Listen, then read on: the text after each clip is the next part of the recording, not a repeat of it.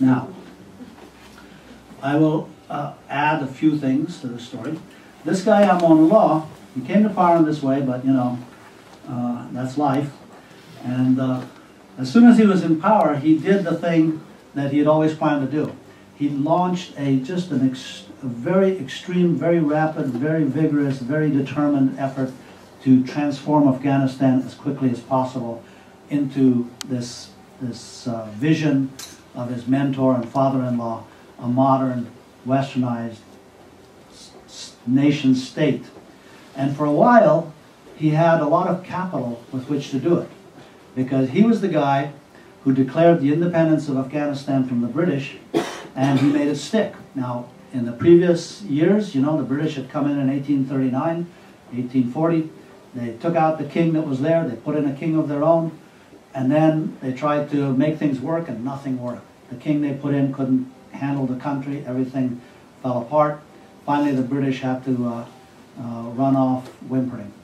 And actually, that was a really bad catastrophe, because they all got killed on the way out, and only one guy made it. But they came back, killed everyone they could, and put the same guy back in power that they had ousted. And they said, when they did that, you know, we were under the impression, or we had been told, that this guy was unpopular, and we, out of the goodness of our hearts, we wanted to give Afghanistan a king that the people wanted. But now, to our surprise, we discovered that was the unpopular king, and this guy's popular. So far be it from us to countervail the will of the people. We're putting him back in. So they put him back in. 40 years later, they came back. They took out the king that was there. They put in a king of their own. He couldn't control things. The country fell apart. They fought. They won battles. They lost control. They left. So that happened 2 times. The third so-called Anglo-Afghan war was this guy Amun-Ullah saying, "We're independent now, and we don't need England to tell us anything about foreign policy." And he wrote a letter to Britain saying, "We're independent now. Hey, we're independent." And Britain just ignored the letter. They didn't even reply. Then Amun-Ullah sent ambassadors to a lot of different countries, and they announced themselves and says, "We're ambassadors for the sovereign state of Afghanistan." And you know, there was some favorable reaction. At some point in there was a bit of skirmishing on the borders, and the British sent a couple of airplanes over Afghanistan, and they dropped 4 or 5 bombs, a few on Jalalabad, a few on Kabul. And Afghans had never seen anything like this before, and it was totally shocking. And after the bombs fell, Amun-Ullah wrote to the British at once and said, "Hey, you know, violence is not the way to solve problems amongst civilized human beings. We should have a conference. We should talk." So the British came to that conference kind of strutting. They figured they had won the war. Now they were going to dictate terms. And they even wrote letters back and forth saying, you know, if we do decide to take over this country directly, we have to do it in a veiled manner, because after World War I, Woodrow Wilson is talking about the rights of small nationalities and stuff, so you can't be overt about this. But the Afghan delegation also came in strutting. They didn't seem to realize they'd lost the war. And the talks went on all summer. And at the end, they hung up on one point. And the point was that the Afghans wanted the treaty to read that this was a treaty between His Majesty King George and His Majesty King Habibullah. And the British guys explained that actually His Majesty is a title that exclusively belongs to King George. We can't use that for Amun-Ullah. So they argued and bickered about this, and it got to seem kind of petty, you know. And somehow the maneuvering in this conference finally led the British guy to come up with an escape hatch. He said, "How about if we don't mention the kings at all? How about if we just say this is a treaty between the sovereign country of Great Britain and the sovereign country of Afghanistan? Good, let's sign that." So they signed it, and it's like, whoa, wait a minute, what we just signed? Oh no, we signed a treaty saying they're sovereign. So as soon as he was, you know, he had his country independent, this guy had so much capital in the bank, his people loved him, the whole Muslim world loved him. He was the one Muslim leader who had actually stood up to the British and made it happen. And there was talk of anointing him as the Khalifa of Islam. But what did he do? He went into his room and wrote his own legal code, and he brought it out, and it was called the Nizam Nomad, the Book of Orders, so to speak. And it was a whole set of laws based on Turkey's laws, which were based on French laws.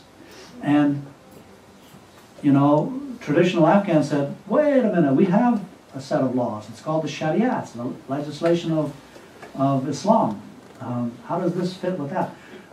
Well, he didn't say he was eliminating the Sharia. He just said, these are the laws, and the Sharia, yes, that too. But his laws said things like, women don't wear burqas, girls get educated, all guys have to go to secular school and learn all these subjects, science, history, and all that stuff. You know, there began to be a little resistance to this, and out in the countryside, people got organized and started fighting the government.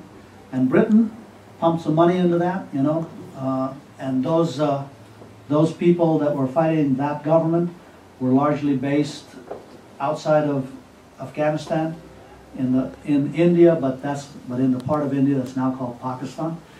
And eventually, Amanullah made a crucial error.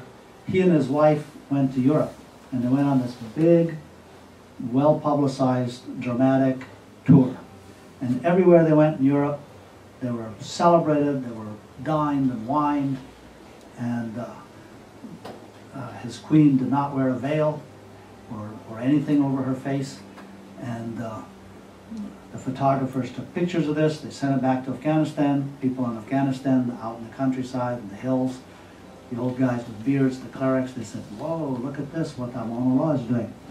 And then they saw a picture of the president of France kissing Suraya's hand, and her husband was standing right there. And it's like, oh my God, this is not a king, this is a pimp. He's pimping the queen in France. So by the time he got back, the separation between the two sides had grown immense. On the reactionary side, on the conservative side, those people had become grimly determined. And on the other side, Amanullah, having been pumped up by Europe, was even more determined. And he did things like, he went out in the streets and he had a park where he had made the law, no burqa here. And he caught a woman wearing a burqa, and he tore it off her body, and he set fire to it and burned it up right there and made her go home without a burqa. Pretty extreme.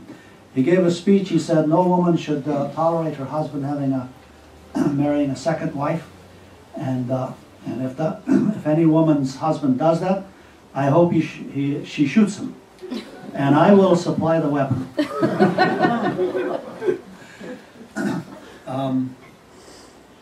The one little thing he didn't bring up was that he had a second wife himself. but he married her before Suraya. You know, that was a family obligation. Now Suraya was his real wife. Anyway, the backlash roared up, and he fell from power. And for 9 months, there was kind of a rural, insurgent, radically reactionary government that ruled Afghanistan. Amanullah, poor guy, went to Italy, and he spent the rest of his life making his living making furniture. And when he died, there was no mention of it in Afghanistan. He was completely forgotten. And that fellow Nadir, you know, those 5 brothers, they somehow ended up in power, and they spent 40 years doing what Amanullah did in 10 years, and they almost succeeded until it all crumbled and the Soviets came in and everything went to hell. So that's my story, and I'm sticking with it.